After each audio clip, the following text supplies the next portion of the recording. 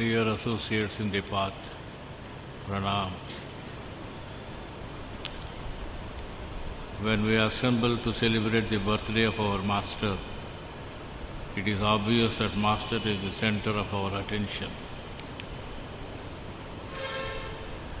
His method has enabled all of us to have Him in our hearts, and it is He who is perceived through us all.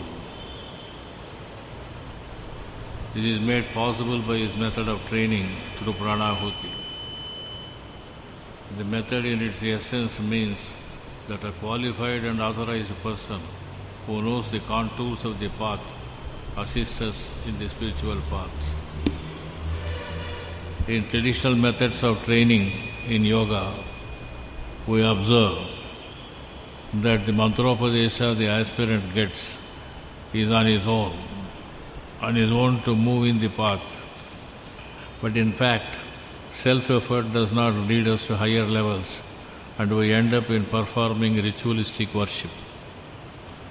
Persons who are more unfortunate end up in delusions and illusions of varieties. It should be borne in mind that we should never enter our soul journey unescorted, not because we will lose our way.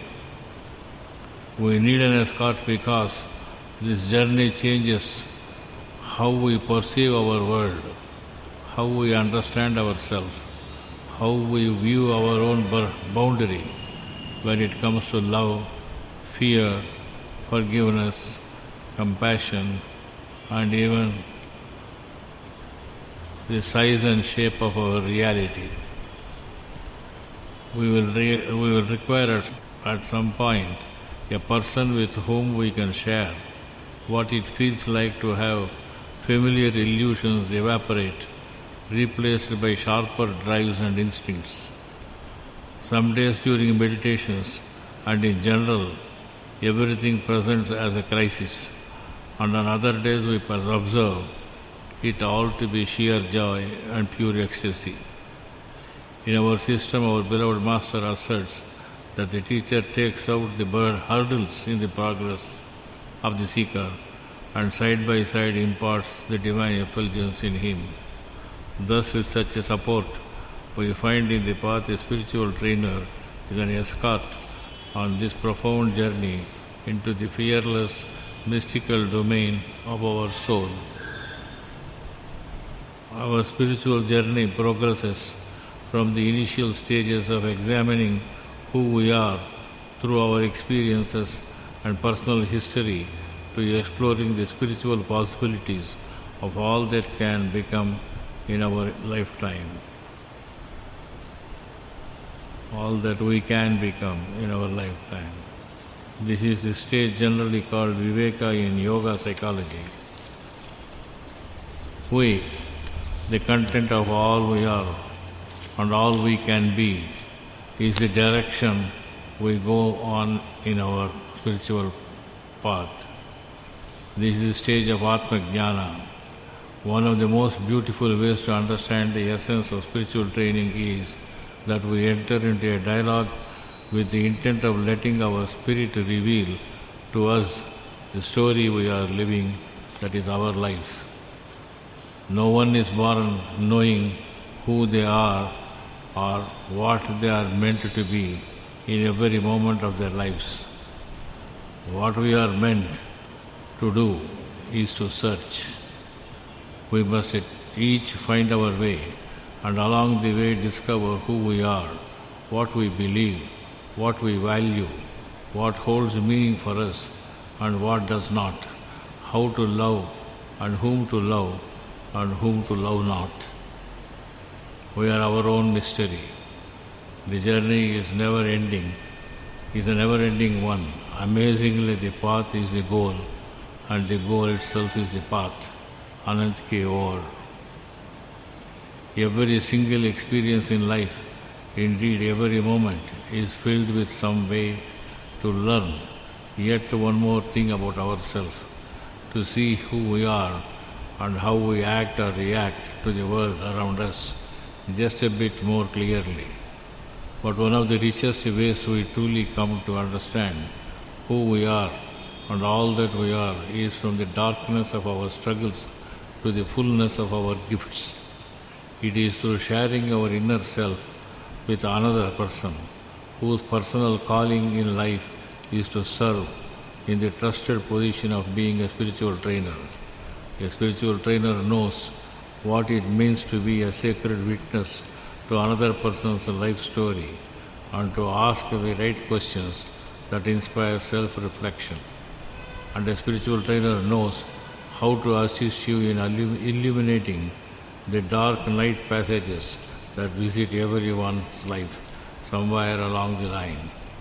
In our system of Revered Babaji, the work gets done through pranahuti when maximum work is done with minimum words. When proper yielding is there, it does not take more than a few minutes for the heart to gain a firm, irrevocable and strong connection with the Master. The introduction in the path is essentially to create an atmosphere of trust and intimacy with the trainer in which we can participate in a quality of silent sharing and stoic spiritual exploration that result in our orienting our spiritual direction and understanding. Our challenges then take a shape not so overwhelming and fearsome, and our problems and difficulties are not beyond our resources. This is the real Viveka that we discern. We may find the beginning threads to a quality of faith and prayer we have been seeking for years. That real devotion then develops. All this is His blessings. The spiritual path is not only a winding path where the path ahead is but dimly perceived. It's also a steep path. Further, the roads ahead are bumpy and give occasions to fall and falter. The spiritual path is also compared with a stream of consciousness, and the more we try to forge ahead, the more we get pushed down. We seek inner states of consciousness, and we find ourselves fallen into deep pit of forgotten stages of consciousness. We think we have crawled above into the stage of utter dependency or prapatti, and we start slipping into the stage of devotion where we are unable to perceive the difference between these states. Traditional lore and revered saints and musicians of the past and present and aid us greatly in this confusion. We need not only a push from below, but a pull from above too. To the sensitive aspirant, the anguish is far too great, and the urgency to come out of the stage of categorical imperative. Master states that the subtle force is very strong, and if Abhyasi tries to go further by his own effort, he is pushed down because he cannot get at the subtle force. The trainer alone who knows the path and is always dwelling in the consciousness of Master and who is not in any way different from the Master is the refuge. While the need for a trainer is obvious, it is necessary to select the trainer or a guide carefully. Master classifies the trainers or gurus into 5 broad categories: Guru Sifli, Guru Kitabi, Guru Asli, Guru Fazli, and Guru Asli Fazli. Therefore, in our selection of a trainer or guide or guru, we have to be very cautious and very highly careful lest we are fooled to the core. We have had occasions to discuss in depth about these gurus, and I do not wish to stand between you and the Master, whose precious presence alone matters in our pious and undisturbed attention. Pranam.